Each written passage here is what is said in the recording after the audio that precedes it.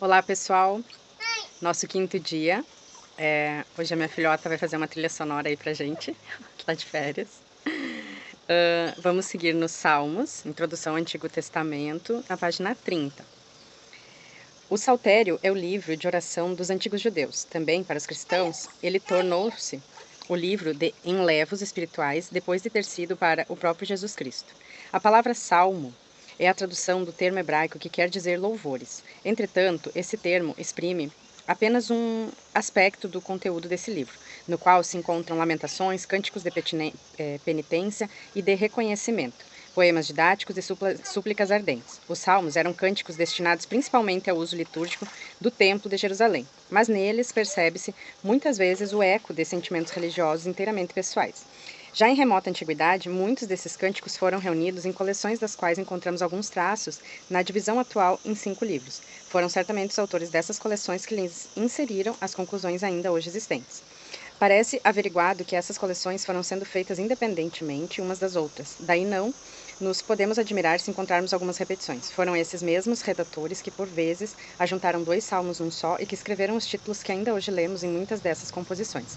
Em todo caso, essas inscrições são antiguíssimas. Conservaram-nos elas o nome do provável autor, as várias circunstâncias da composição dos salmos, e apresentam expressões asaz obscuras a respeito das suas execuções musicais e de seu emprego litúrgico.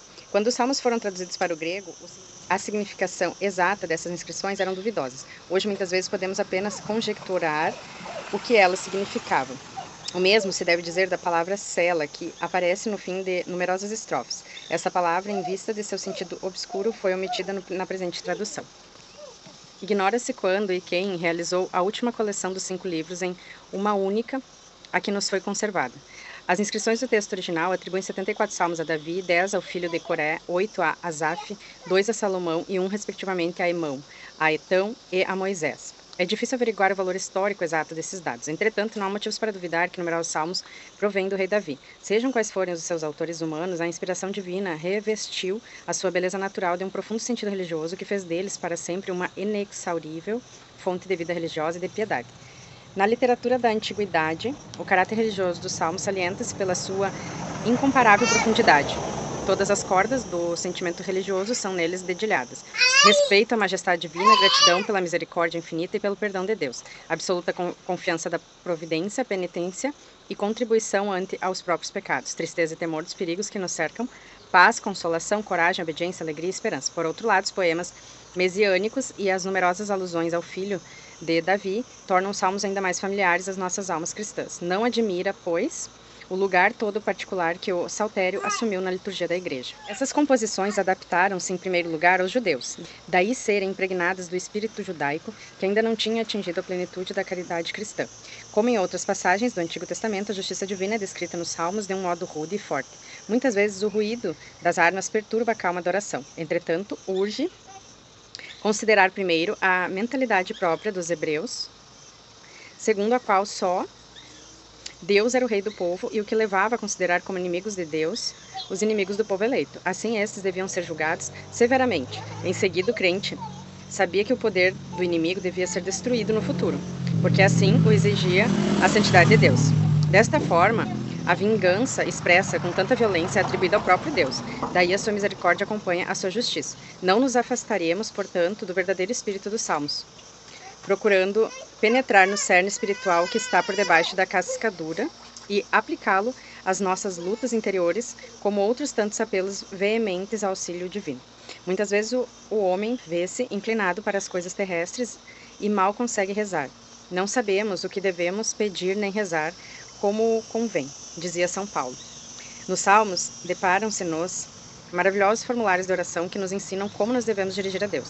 Em seu sentido verdadeiro e profundo, os salmos só poderão ser devidamente interpretados por aquele que crê em Jesus Cristo. Isso é evidente quanto aos salmos mesiânicos, mas a mensagem de outros salmos, como de numerosos textos bíblicos, só encontra sentido verdadeiro à luz da vida do Senhor Jesus. Os sofrimentos do justo, por exemplo, são nos salmos uma clara imagem dos tormentos suportados por Jesus na sua paixão.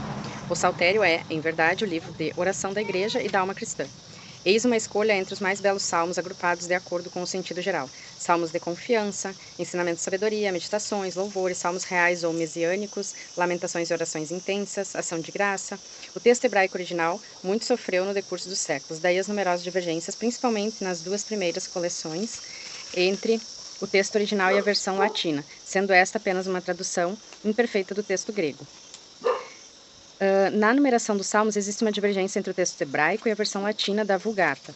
Esta divergência provém do texto hebraico da divisão imprópria do Salmo 9, restituída em sua unidade pelas antigas versões. A numeração do texto latino, adotada no breviário e no Missal Romanos, é conservada na presente tradução. Portanto, os leitores que desejarem saber qual é a numeração do texto hebraico deverão aumentar de uma unidade o número dos salmos desde o Salmo 10 até o 147. Provérbios. Por uma ficção literária, o livro dos Provérbios é atribuído a Salomão.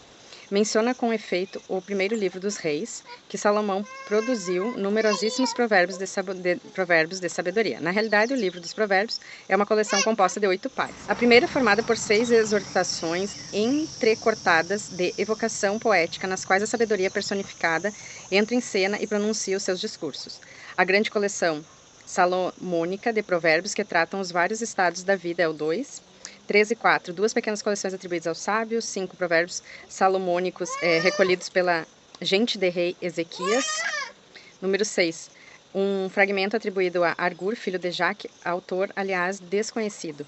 Uma coleção de conselhos de uma rainha-mãe ao seu filho, é o 7. E o 8, enfim, um poema acróstico de acordo com as letras do alfabeto que faz o elogio da mulher forte. Entre as sentenças contidas nesse livro, grande número é de origem popular, como os rifões.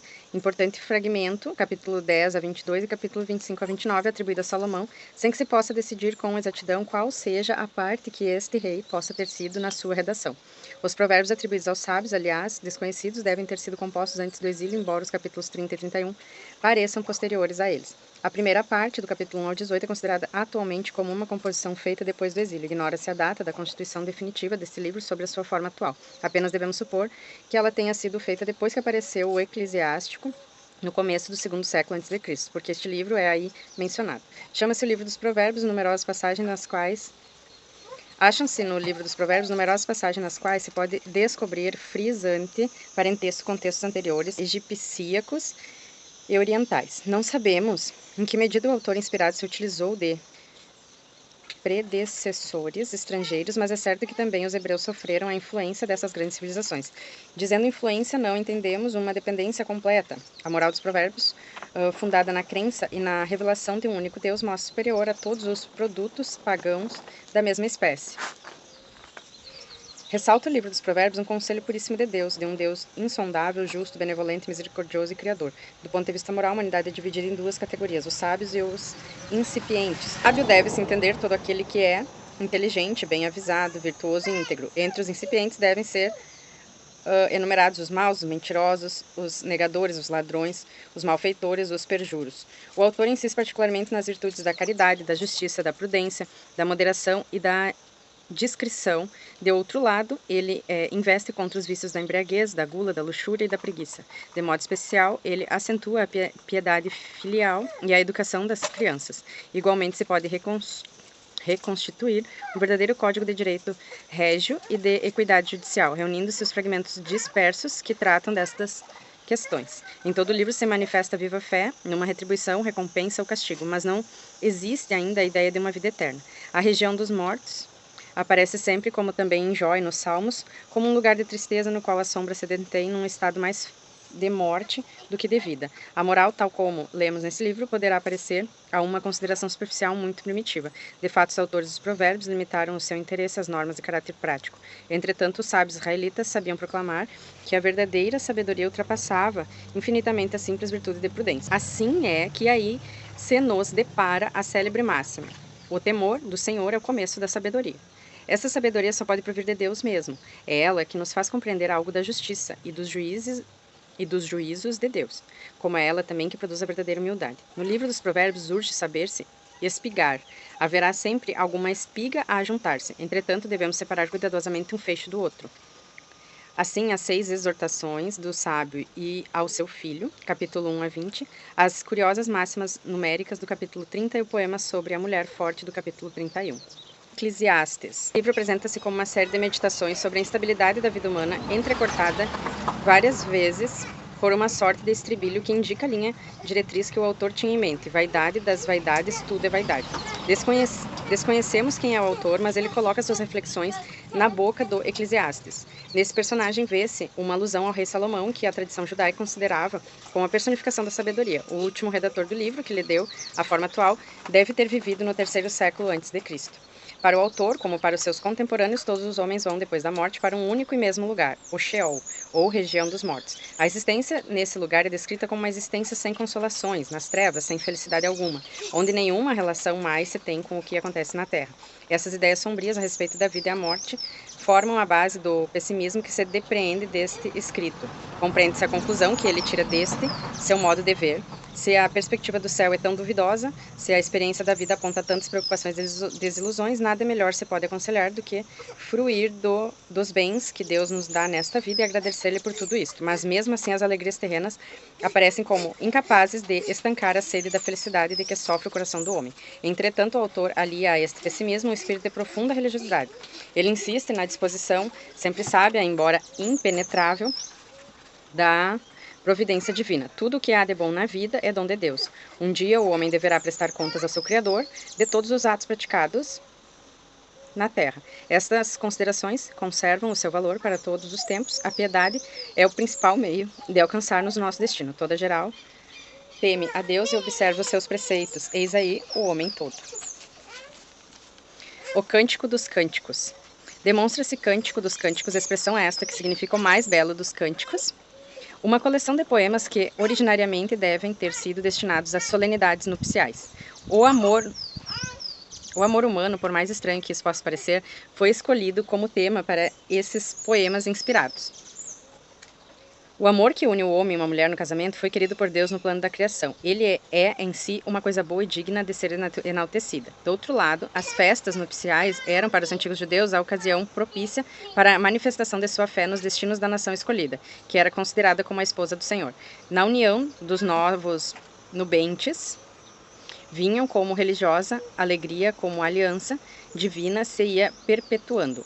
O amor humano tornava-se-lhes, portanto, um verdadeiro símbolo da aliança de Deus para com o seu povo.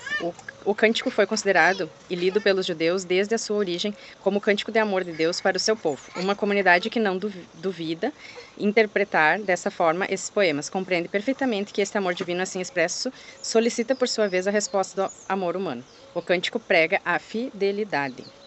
A igreja cristã, estendendo ainda mais o simbolismo desses hinos, nunca cessou de ver neles uma figura do amor de Cristo para com sua igreja, considerada como sua esposa. O cântico celebra então a satisfação única e perfeita que a alma cristã encontra no seu bem-amado.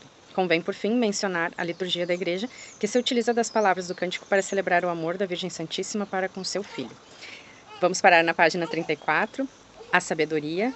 Vou atender minha pichoquinha. Se vocês quiserem que mude alguma coisa, que faça mais comentários, quais sejam as observações que vocês tiverem, podem fazer nos comentários, tá bom?